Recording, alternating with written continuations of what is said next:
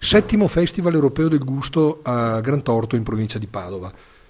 I vagabondi del gusto sono in giro. Allora, va detto una cosa, all'agriturismo Cenzon sono venuto 5 anni fa, quando andavo a scoprire le chicche della nostra campagna veneta, e quindi Giuseppe me lo ricordavo benissimo, tanto è vero che sono arrivato alla sede dell'agriturismo a colpo sicuro, diciamo così.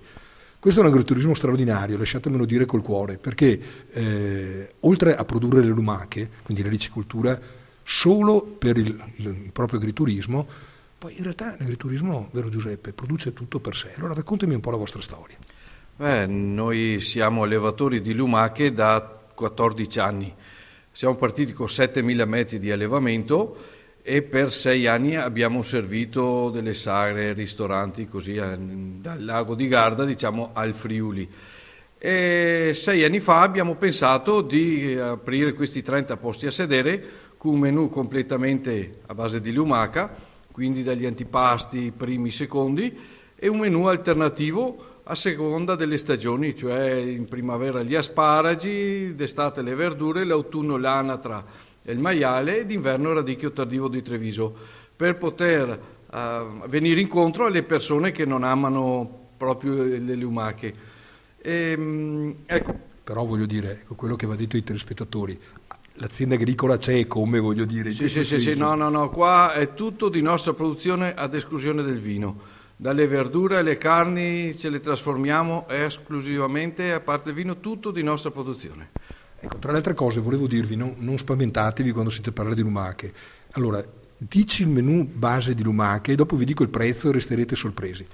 Il nostro menù classico di lumache sono 3 antipasti, quindi facciamo le lumache fritte, uno spiedino di lumache, quindi una lumaca fogliolina di salvia, pezzettino di lardo, e un fagottino in pasta sfoglia con ripieno di lumache. Poi facciamo o risotto con le lumache oppure la pasta fatta in casa col sugo di lumaca. Poi abbiamo la classica bourguignon e poi le lumache in umido con le erbette e col prosecco, dalle 7 alle 8 ore di cottura lenta, come si dice in Veneto, pipare. Ecco, 25-30 euro al massimo se ce la fate a mangiare tutto, perché il problema è questo anche. Io dell'agriturismo Cenzon, l'altra cosa che ricordavo è questa gestione familiare, 30 posti al massimo, avresti anche lo spazio per far molto di più. Come mai questa scelta? La nostra è una scelta di avere un prodotto di nicchia, le disponibilità anche familiari delle persone sono queste e vedo che la gente spessissimo apprezza questa nostra scelta di produrci tutto e di starci dentro sulle nostre 30 persone. Poi c'hai la fortuna anche di avere un figlio che continua l'attività. Sì, ecco, sì, questo credo che sia una spinta, almeno io vedo che anche il mio ha voluto continuare questa strada da vagabondo del gusto, diciamo, e c'ho una spinta in più. È così?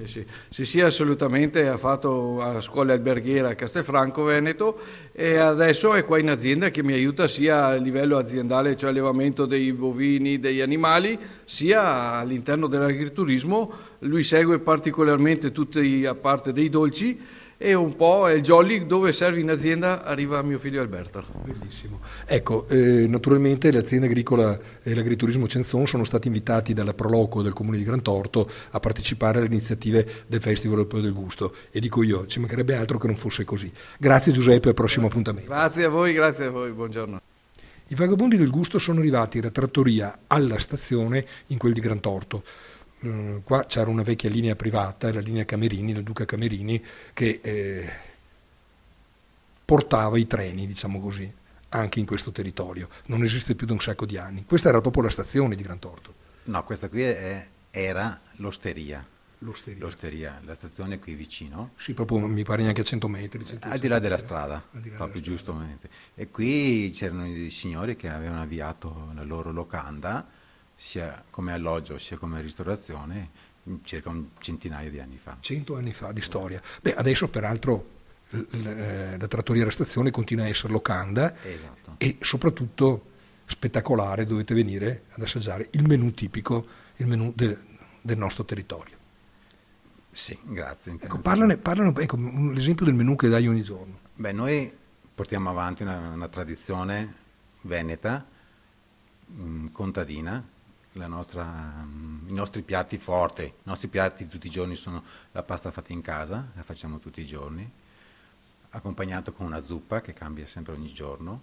Di secondo lavoriamo con la carne alla brace. I bigoli. Scusa se No, è vero. E come secondo facciamo la carne alla brace, in più facciamo uno o due piatti che variano ogni giorno, perché abbiamo una clientela che magari è abitudinaria, che gradiscono questo nostro menù. E udite il miracolo, molte volte dovete aspettare il secondo turno per mangiare, perché vuol dire che la cucina è talmente buona. Ieri il nostro presidente ha mangiato 2 porzioni di bollito addirittura, alla tradizionale proprio, con un crème che era spettacolare, che non era quello industriale, si capiva lontano un miglio. Ecco, quindi se passate per di qua sapete che la stazione è sicuramente un punto di ritrovo per la grande cucina tradizionale veneta. Non aspettatevi Nouvelle Cuisine, a Pio non interessa fare cose di questo tipo. Ricorda anche tua moglie che è una persona in gamba e che ti dà una mano ovviamente in tutta la gestione. Beh, mia moglie si dedica a fare il jolly, mi aiuta sia in sala che sia in cucina. Lei è specializzata a fare i dolci, mentre mia suocera, che è una, si può dire, è la quercia della cucina. è il rovere, e porta avanti la sua tradizione come figlia d'arte, perché anche suo nonno era un cuoco che lavorava qui in zona. Benissimo, ringraziamo Pio e al prossimo appuntamento. Siamo con Fabio Polatti al Verderame, vineria, snack bar. Perché Verderame, Fabio, prima di tutto? Per un discorso strettamente legato al vino. Il vino è il nostro prodotto principale e quindi Verderame mi sembrava carino, bello. Verderame sta per una vigna salutare, senza chimiche, per un prodotto naturale, diciamo così. Ecco, dopodiché naturalmente tu hai scelto i vini. Con quale filosofia è che ti orienti nella proposta? Partiamo intanto da quello che cerca il mercato, ovviamente, e la nostra clientela, cercando sempre di offrire comunque qualcosa di nuovo, di strano, di diverso, esatto, sì, dagli altri. Ho visto che organizzi delle degustazioni anche. Sì, esatto. Questo è proprio per fare conoscere vini che magari non si avrebbe l'occasione di assaggiare. Di approcciare normalmente, esatto. Insomma. Ho visto che però che sei riuscito a coinvolgere una clientela variegata. C'è l'impiegato, ci sono i giovani, ci sono le famiglie, un po' di tutto. È un'impressione sbagliata, no? No, è vero. Noi abbiamo della clientela appunto giovane dello Spritz, fino ad arrivare magari alla clientela che conosce il vino, che apprezza il vino. Questo insomma ci rende orgogliosi, che vediamo che abbiamo riscontro da tutte. A me non piace parlare di cucina veloce perché è una terminologia assolutamente assassina. Noi ci siamo fermati ad assaggiare delle bruschette favolose, va bene? E tutti quanti quello che è lo snack, che è tipico di un locale del genere, che non vuole scimmiottare i ristoranti, ma offre un'alternativa a mezzogiorno veloce. Ecco, ho visto che anche su questo i prosciutti, i prodotti, diciamo così, li scegli con un'attenzione quasi maniacale per la qualità. Sì, la qualità penso paghi sempre, quindi noi offriamo qualità ai nostri clienti. È stata una scelta proprio voluta questa. Stiamo vedendo appunto riscontri da questo. Continuiamo così, cercando sempre appunto di offrire sempre prodotti migliori. Dopo, per vecchi vagabondi come noi, vi gustate anche l'occhio, perché le collaboratrici di Fabio sono delle belle ragazze e questo non guasta mai, oltre che essere brave, non sono delle bamboline stupide. Ecco, chiariamo che non pensino, non c'è nessuna sfilata, qua lavorano sul serio, in simpatia e in cordialità. Al prossimo appuntamento. I vagabondi del gusto sono arrivati a Casa Cason, a San Pietro in Gu. Devo dire che è stato abbastanza facile trovarvi, nonostante siate nella campagna estrema, diciamo così, no? Chi siete e cosa fate? Noi siamo un'azienda agricola, prevalentemente con un indirizzo suinicolo, e ci siamo specializzati sulla trasformazione appunto degli insaccati, quindi l'utilizzo delle nostre carni, sia appunto fresche che insaccate. Il ciclo completo praticamente. Il ciclo completo. Ecco. Naturalmente la domanda, e il catalogo cosa ci propone?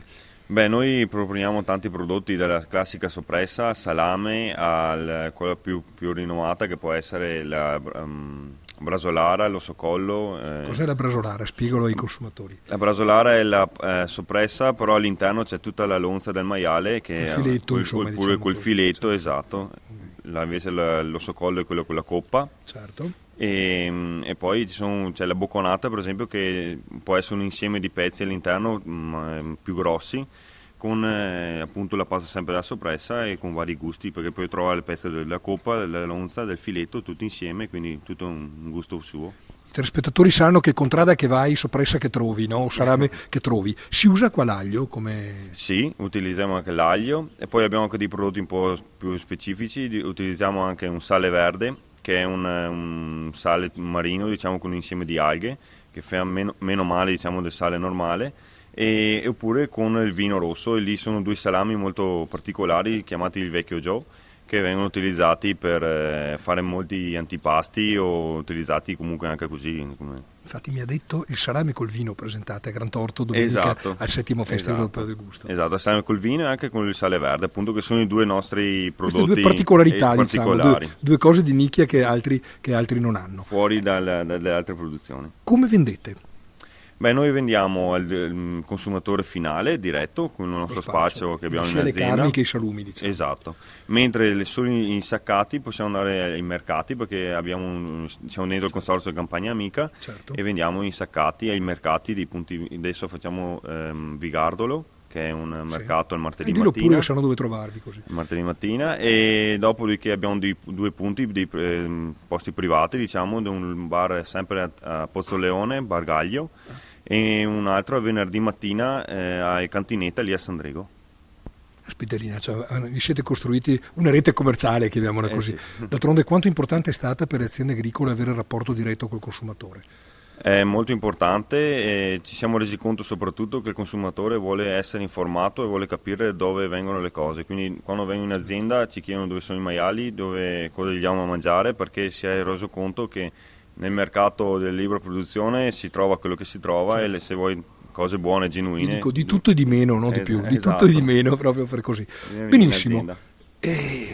Casa Cason, poi bellissimo il nome, perché richiama subito la famiglia, no? L'impegno della famiglia e delle nostre tradizioni. Beh, ci rivediamo al 7° Festival Europeo del Gusto. Ci saremo. Siamo arrivati come al solito fuori orario, dovevamo venire ieri sera, va bene, insomma dai, in compenso un bel sole. Ecco, esatto, speriamo che c'hai la madre che ne quercia ancora. La mamma tiene botta, tiene saldo, batte saldo, come si suol dire. Da Casa Cason un saluto e al prossimo appuntamento. I Vagabondi del Gusto sono arrivati a Gazzo. Siamo qua da Daniele al Bar Italia. Daniele, prima di tutto, qualche annotazione sulla tua storia professionale? Chi sei e come sei arrivato qua? Beh, sono Forasacco Daniele, la nostra è un'attività che dura da anni, perché è dall'81 che siamo qua, quindi è quella dal mio papà, mia mamma, mio fratello.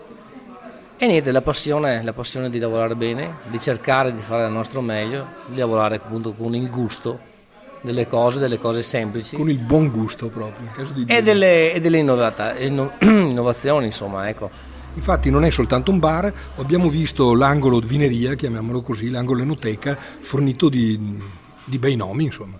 Sì, abbiamo delle bellissime etichette, parliamo su una 80ina di etichette, è una passione che abbiamo io e mio fratello, che aveva, poverino, e niente, questo è un locale aperto a 360 gradi, quindi alla mattina alle 6:30 con le prime colazioni, alla sera alle 2.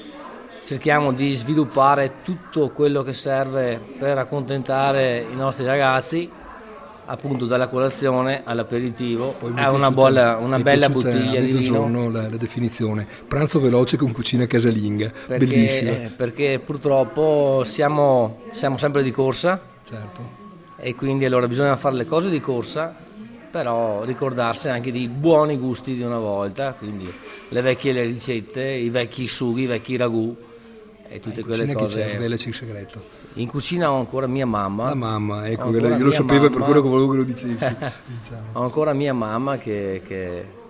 Come si può dire, batte saldo, no? Noi altri veneti diciamo batte saldo. Batte saldo, va ancora molto forte, dai.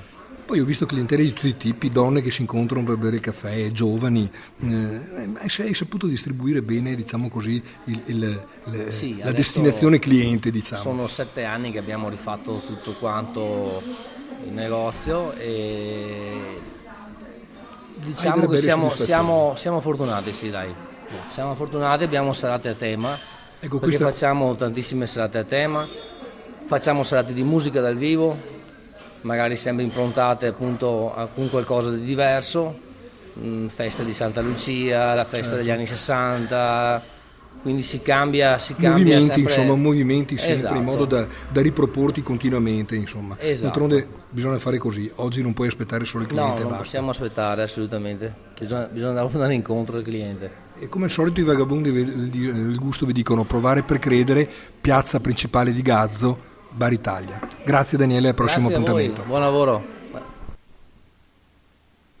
Siamo alla sede dell'ufficio dei promotori finanziari di Gazzo Padovano con Denis Maran, Family Banker Supervisor, cioè il coordinatore praticamente anche dell'ufficio nel vero senso della parola, come si direbbe una volta con i vecchi significati. Denis, 2 parole di presentazione della filosofia Banca Mediolanum. Banca Mediolanum è un'azienda che ha come obiettivo quello di essere la banca di riferimento delle famiglie italiane e ha anche l'obiettivo di diventare la prima banca retail in Italia. Diciamo che siamo molto presenti sul territorio e soprattutto in quello di Gazzo e limitrofi. Quindi tra le province di Padova e Vicenza, no? Va spiegato che qua siete proprio al limitare. Nella terra di confine. E diciamo che la Banca Mediolanum crede molto in quello che è il rapporto tra il cliente e il family banker, appunto, tanto che ogni cliente di Banca Mediolanum è collegato, ha come riferimento un family banker, in modo che il rapporto diventi più stretto, cioè, e di fiducia. Praticamente siamo tornati al vero rapporto fiduciario tra banca e cliente, come era una volta. Cioè, tanti vi dicono perché non avete gli sportelli, non siete una banca tradizionale, ma voi avete fatto molto di più, avete innovato riportando la tradizione del rapporto fiduciario tra cliente e banca, o sbaglio? Sì, infatti per noi ogni family banker è uno sportello bancario, cioè il cliente ha il direttore di banca per sé all'orario che vuole e dove vuole. Ecco, siete stati invitati, specifico, al 7° Festival Europeo del Gusto, perché da sempre la rete dei borghi europei del gusto ha una familiarità e ha avuto l'incontro con Banca Mediolanum. So che anche voi, come poi ufficio dei promotori finanziari di Gazzo, partecipate attivamente alle iniziative locali, le promuovete e siete presenti. Come mai? Certamente, noi siamo presenti nel Family Banker Office di Gazzo dal 2000 e siamo molto vicini a quelle che sono le comunità del paese e anche dei paesi appunto confinanti, dando un contributo alle varie proloco per le feste o comunque occasioni principali dove si ritrovano i nostri compaesani, quindi clienti e non. È una cosa che continueremo a fare. Diciamo che il nostro obiettivo è quello di spingere il più possibile verso una forma di contributo appunto verso quelli che è il territorio, sia a livello comunale, diciamo, ma anche a livello nazionale, perché anche a livello nazionale sono stati fatti degli interventi proprio a sostegno dei clienti molto molto pesanti. Siete stati nel 2013 la banca con più raccolta. Questa è la notizia proprio di non poco tempo fa, diciamo così, no? Quanto vi inorgoglisce appartenere ad una rete del genere? Le devo dire che non è nel 2013, ma sono gli ultimi 5 anni. Ecco, va bene. Io ho riferito solo il dato dell'ultima notizia che era apparsa sui quotidiani. Ha fatto bene a spiegarlo. Sì, questo ci inorgoglisce parecchio, in quanto la nostra raccolta e le nostre performance appunto anche di acquisizione di clienti aumenta man mano che le crisi diventano pesanti. Certo. Nel senso che questo dato è molto marcato soprattutto da quando siamo in piena crisi e quindi anche il risparmiatore deve avere una figura di riferimento per quanto riguarda i risparmi. Infatti c'è il famoso progetto Riparti Italia, ce ne parli brevemente. Sì, il progetto Riparti Italia è stato voluto dal nostro presidente Ennio Doris e per questo motivo, secondo Banca Mediolanum, soprattutto per il presidente, per fare ripartire l'economia italiana bisogna partire da quello che è il primo anello della catena, diciamo, dell'industria, che è la parte quindi che riguarda l'edilizia della nostra casa. Mettendo in moto appunto questo questa parte dell'economia italiana molto probabilmente farà in modo che tutto quello che è l'indotto collegato all'edilizia abbia uno stimolo. Per fare questo già lo Stato ci ha pensato con un incentivo fiscale pesantissimo e veramente anche sui recuperi, anche su così. Certo. Esatto. Ovviamente serviva anche qualcosa da parte delle banche, e questo è un segnale. Ovviamente, come lei ha sottolineato, il tasso, lo spread che è il 2,25 è sicuramente un tasso sicuramente vantaggioso, ma dove la banca non ha sicuramente grandi margini. Certo. Esatto, se tiene presente che noi paghiamo la liquidità al 3% fino al mese scorso, al 2,50 adesso, fare un bel ragionamento. Un mutuo al 2,25, certo. Per questo è chiamato Riparti Italia, e secondo il nostro Presidente, quando un'azienda, quando una persona può fare qualcosa per il proprio paese, deve farlo. Certo. E quindi questo è... Certo. Allora, con Denis Maran e l'Ufficio dei Promotori Finanziari di Gazzo non sarà l'unico incontro, avremo modo nel corso di questo progetto europeo che cala e si inserisce nella comunità locale, di avere la possibilità di interloquire e di incontrarci ancora. Al prossimo appuntamento. Alla mia destra la persona che vedete, che sembra tutta sempliciotta, non ve la bevete, è la vicepresidente dell'Associazione Internazionale Borghi Europei del Gusto, è l'esempio classico di quando c'è cultura, quando c'è predisposizione, apertura mentale, si riesce a integrare con quello che è il paese che ti ospita, dove non sei nato. Lo dico perché io Ileana la conosco da tempo, Ileana è rumena, la persona che è a fianco a Ileana è un direttore di giornali in Romania, giusto? Sì, un direttore dei giornali di quotidiani rumeni, un giornalista investigativo, comunque se volete si presenterà da solo. Okay. A... Adesso se ogni tanto vedete che ci fermiamo così è perché Ileana traduce al giornalista a fianco, a noi, quello che noi stiamo per dire.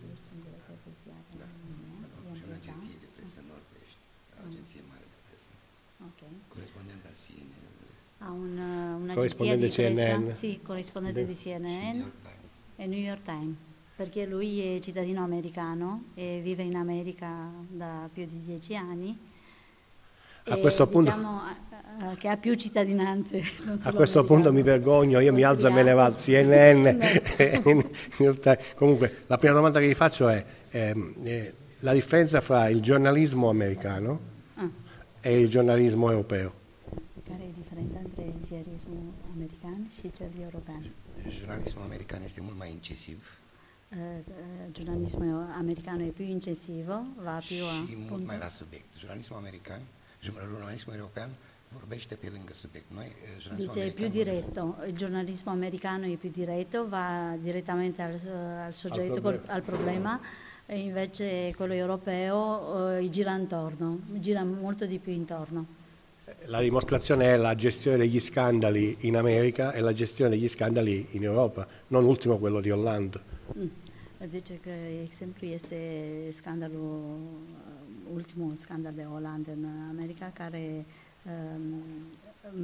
deci ajung foarte direct la interpretare. Sigur. Accesul la oficialități în Statele Unite este mult mai ușor pentru jurnaliști decât accesul în Europa.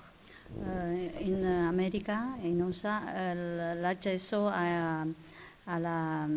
alle istituzioni è molto più facile, è molto più immediato che l'accesso che alla istituzioni o amministrative o qualsiasi cosa in Europa. Non conosce 100% Italia, un po' però, da quello che ne parliamo, lo conosce dal punto di vista non personalmente, proprio solo dal punto di vista degli affari, perché lui cura anche altre cose oltre il giornalismo. Sì. La domanda è, c'ha una voce particolare, fa radio, fa televisione anche per caso? Da, am făcut și radio și televiziune. Ha fatto sia radio che televisione, sì.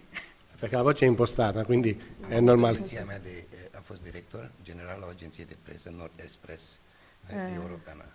È stato direttore a un'agenzia sua, Nord Express europea. Ecco qua. Allora, Però si mangia meglio in Italia che in America. Că mai bine în Italia decât în America. Depinde ce mănânci. Dipende cosa mangi. E lui cosa mangia? Tu ce mănânci? Ce-ți place? Io in generale mănânc steak. Di solito lui mangia carne, steak. Beh, allora abbiamo la chianina, 1-0.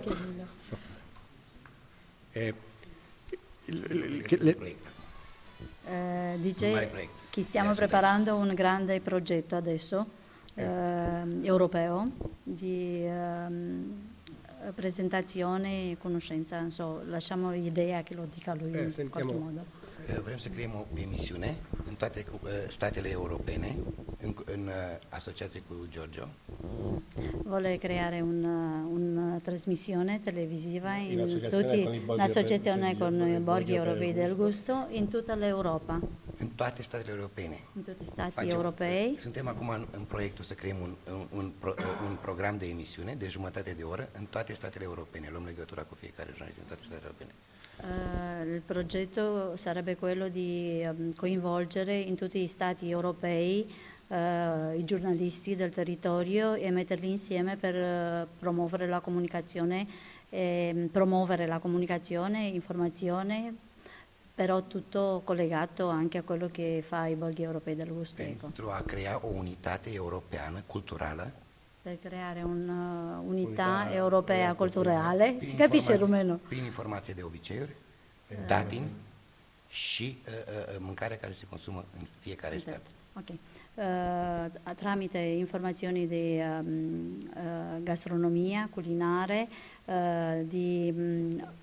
di tradizioni, di prodotti che si fanno nel territorio dove si va a toccare. Ecco. Publicul țintă este omul de mijloc de la sat.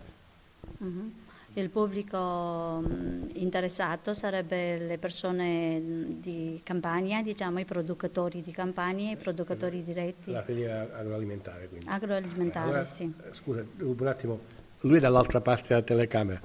Il tuo è un sì a questo progetto qui? Ecco, noi l'abbiamo anticipato prima di lui in qualche modo, ma comunque allora lo condividiamo. Allora ringrazio te, ringrazio lui, perché così, siccome è una cosa a respiro europeo, io che sono calabrese sono salvo. Allora.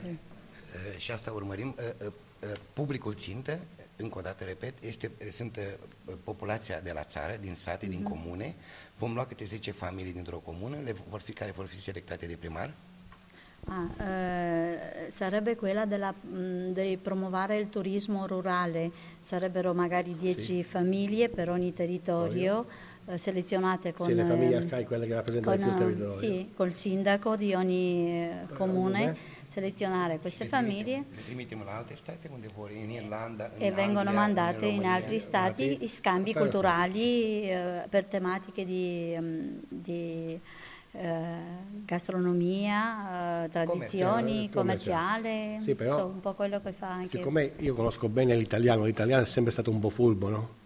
Soprattutto da Roma in giù, il napoletano, se diciamo troppe cose la gente ci ruba il progetto. Allora, ringraziamo il direttore, ringraziamo te, sicuramente vedrete qualcosa quando sarà già realizzata, così 1-0 per l'accento. Alla prossima.